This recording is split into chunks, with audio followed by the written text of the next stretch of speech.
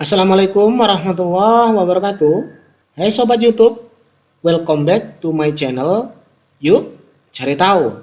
Oke sobat sekalian, di kesempatan kali ini saya mau berbagi lagi sebuah informasi terkait pendaftaran CASN Kementerian Agama ya. Nah hari ini resmi dibuka sobat. Bagaimana infonya? Simak terus video ini hingga akhir biar nggak gagal paham atau salah penafsiran. Seperti biasa sobat, alangkah baiknya kalau sobat sekalian bantu support channel ini dengan klik tombol subscribe serta diaktifkan pula loncengnya. Yuk kita langsung simak aja. Sobat sekalian, info resmi dari Kementerian Agama bahwa penerimaan CASN baik P3K maupun CPNS 2021 itu sudah dibuka. Sobat sekalian bisa melihat di beberapa edaran yang udah disebarluaskan di internet atau lewat situs ini nih, casn.kemenak.go.id. Setelah teman-teman akses laman ini akan muncul tampilan seperti ini. Penerimaan CASN 2021 Kementerian Agama Republik Indonesia. Ini khusus Kementerian Agama sobat ya. Kalau yang Dikbud sudah kemarin. Kemudian di sini kalau kita geser ke bawah, di sini ada calon PNS. Di sini ada dua kategori yang akan ibaratnya diseleksi nanti, yaitu CP3K sama CPNS. Calon P3K sama calon PNS ya. Dengan total kuotanya kalau CP3K itu sekitar 9.458 sama CPNS-nya 1.361. Jadi si P3K-nya lebih tinggi dibanding CPNS-nya. Oke, berikutnya sobat sekalian. Kita geser lagi ke bawah. Di sini formasi CPNS untuk tahun 2021 di Kementerian Agama membuka CPNS sebanyak 1.358 formasi dengan rinciannya seperti ini sobat.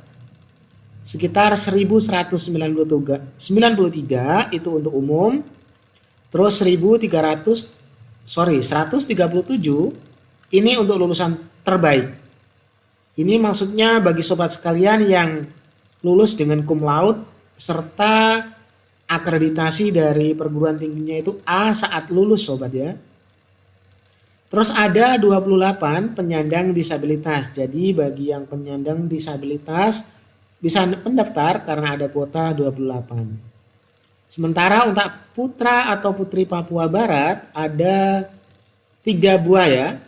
Maksudnya putra atau putri Papua maupun Papua Barat. Jadi kalau di total sekitar 1.358 formasi.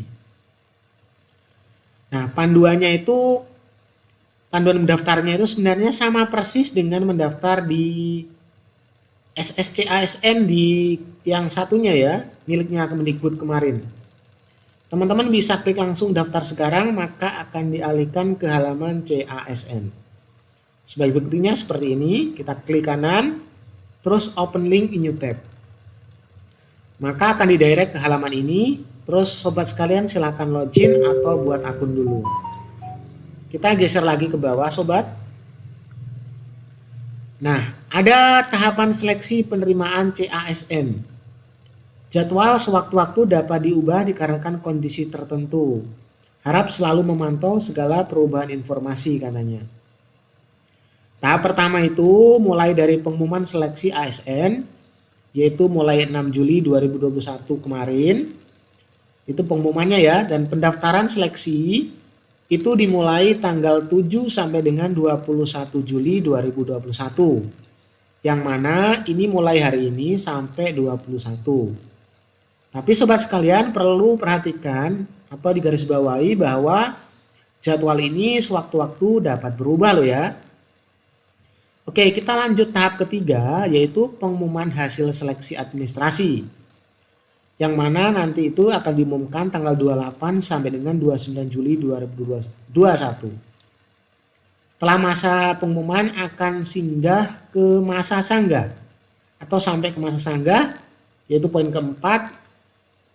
yang waktunya 30 Juli sampai 1 Agustus 2021.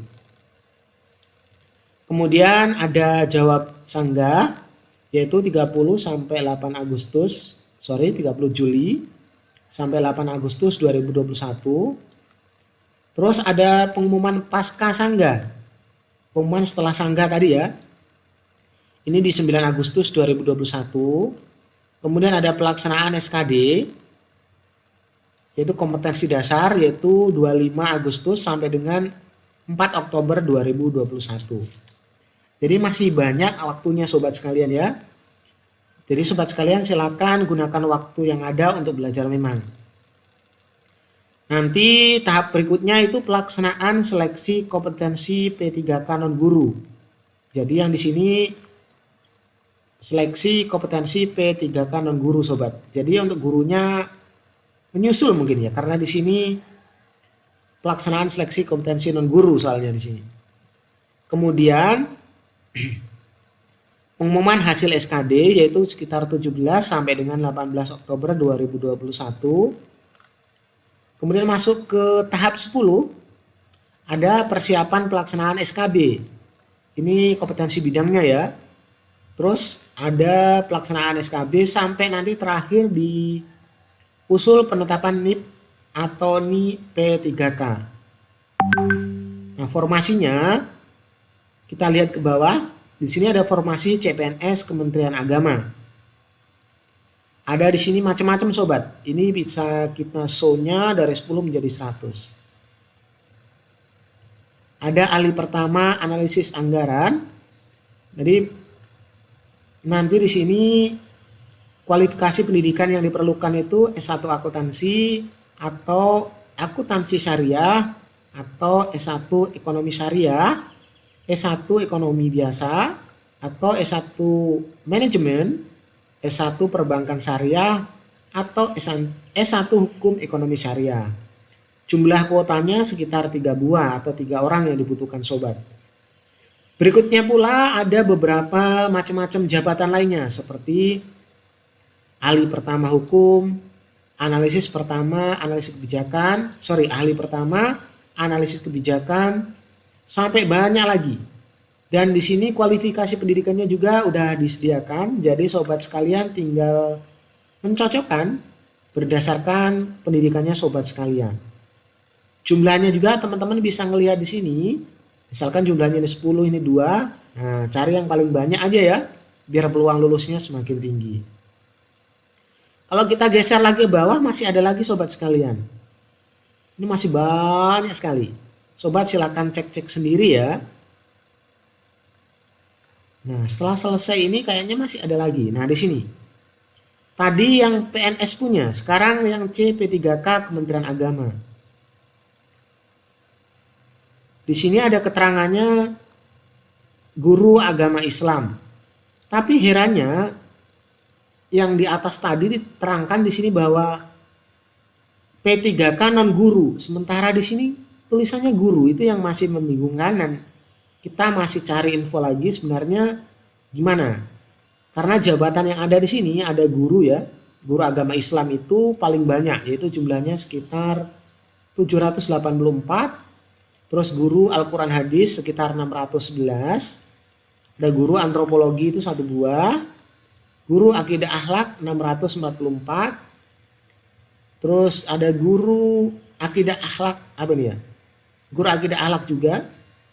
Ini 1. Ada guru bahasa Arab 354. Guru bahasa dan sastra Indonesia sekitar 31. Terus ada guru bahasa Indonesia 381. Ada bahasa Jepang dan bahasa Inggris sobat sekalian.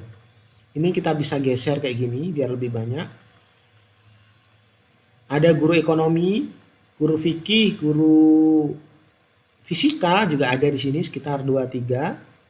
Terus ada guru geografi 45. Guru IPA 258. Terus guru IPS-nya 300-an. Ini yang paling banyak guru kelas itu sekitar 3 ribuan sobat sekalian.